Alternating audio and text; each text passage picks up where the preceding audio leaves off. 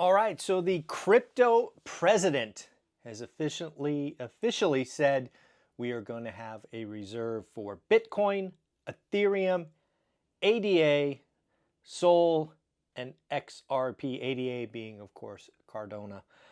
It'll be very interesting to see where this goes. I don't understand what we're doing. I don't know if we're actually buying them or holding them or whatnot. But again, looks like we are going to declare a crypto strategic reserve. On top of that, we have more and more people talking about the consumer.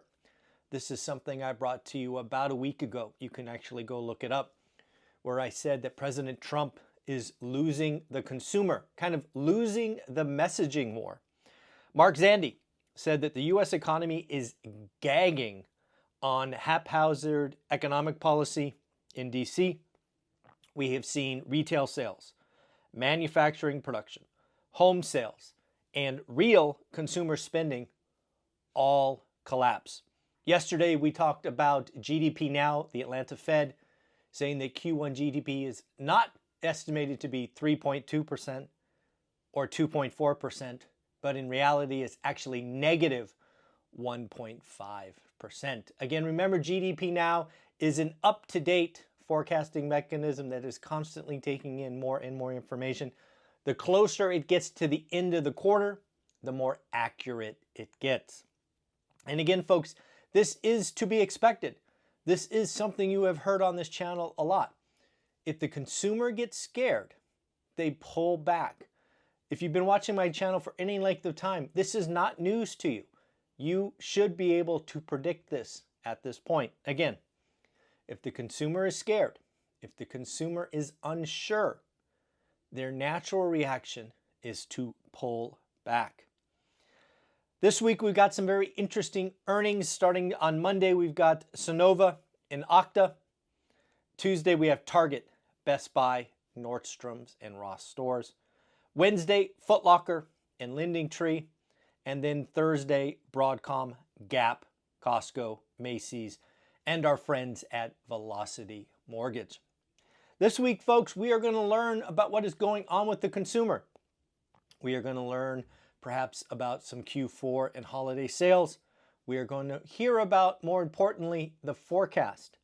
For me, none of these retailers I am interested in for what has happened. I am interested in what they say will happen. Again, will they take earnings down? Will they lower revenue expectations? This is frankly what I expect. I expect most retailers to say, hey, we are going to be conservative. I expect a lot of retailers to talk about tariffs and the potential ability to pass on price hikes or tariffs and the like. So it is going to be a very important week for retailers. Got a very interesting update about Austin, Texas. Shout out Lance Lambert at Resi Club Analytics. According to them, and also on Bloomberg, Bloomberg said rents have fallen 22% from the peak in 2023, so roughly 2 years ago. Again, how can that be? How can rents fall 22%, you ask? Well, Austin has successfully delivered 50,000 new units in 23 and 24. Folks, this is supply and demand 101. Again, in the pandemic, a lot of people rushed to Austin. Austin developers did what they did. They built 50,000 units. And now in Austin, you can get rent reductions. You can get move-in specials. You can, in fact, get 2 months free if you sign a 13-month or longer lease. That is how you can get a 22% reduction. Folks, I do want to highlight our school community, One Rental at a Time, is growing. I want to thank Larry and Abel for joining. Again, folks, the school community is something I am very proud of. It is full of One Rental at a Time fans, over 350 people going the same direction. You get lots of free education. There's a $1,000 boot camp at level 3. There's some education on creative financing and cold calling and all of that stuff from Jason Pritchard, Ty, and others. Again, You also have upwards of 6 different mastermind groups that meet weekly that you can find one that fits your schedule. So again, folks, our school community is simply 67 pennies a day. It is certainly something you can afford and something, frankly, you need to join because you need to be in the right rooms with the right people talking about the right things. Avalon Bay, one of the largest multifamily operators in the country, is going on a buying spree. Avalon Bay says they plan to buy 8 apartment communities in Texas in the next 12 to 18 months. Folks, this is becoming a trend. We are seeing more and more of the big players say they are no longer pencils down, but they're actually making acquisitions. Again, we are seeing Class A trade, Class B and Class C, no bueno, not good. Frozen, bad debt, all of that. Inflation expectations, again, are running high. We actually had a reading I read over the weekend talking about 4%. Folks, if people are expecting inflation to go up 4%, that is not good. However, GDP now says we're going negative 1.5%. What does that mean? Well, stagflation. This is something we've talked about a few times on this channel. It is the boogeyman for the Federal Reserve. Why? Because their tools are imperfect. They can fight inflation or they can fight low growth. They can't fight both at the same time. They're going to raise rates to beat inflation, but they need to lower rates to grow the economy. You can't do both. Again, stagflation is becoming a real possibility. Don't know if you've seen this, but this was updated recently. The top 10% of earners, this is important, right? The top 10% of consumers. These folks make 250 grand or more a year. They now make up 50% of all spending. Think about that. The consumer is driving the economy. Just for comparison's sake, because I always like to compare to what? In 2002, so what would that be, 23 years ago? The top 10% made up 40% of the spending. So again, it sounds a little scary when you hear the top 10% makes up 50%. But if you put it in context, they historically made up 40. So again, it is more. It is about 20% more.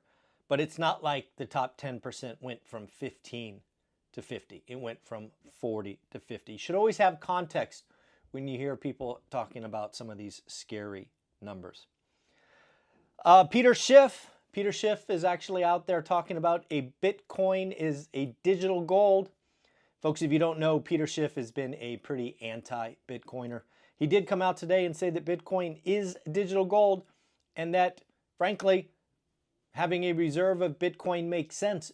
But why are we having XRP or Sol or Cardano, one of those, ADA?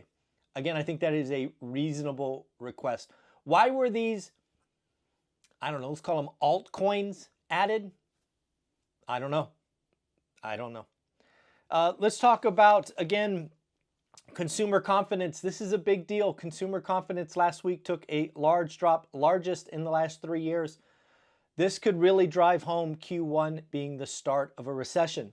Remember, historically, we need 2 negative quarters of GDP growth.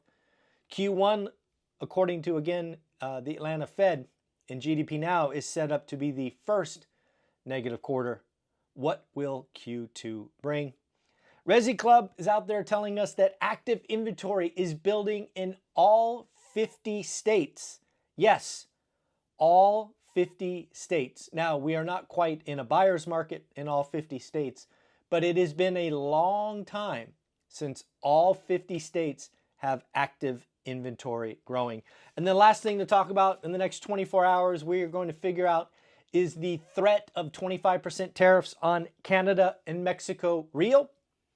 Is the threat of a 25% tariff just yet another negotiation point? It is my belief, it is my guess that President Trump will once again delay these tariffs because he is hoping to get Canada and Mexico to layer tariffs on China. It is my belief that President Trump wants North America to declare, quote unquote, China the enemy, China to have more tariffs. I could be wrong. For all I know, Mexico and Canada tariffs go into effect in 24 hours. Cars get more expensive. Housing gets more expensive. Hey, we'll find out together in about 24 hours. Folks, I hope you have an amazing day.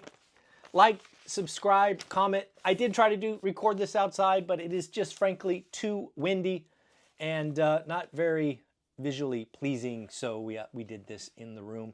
Take care of yourself. Have a wonderful day. Like, subscribe, comment. Later.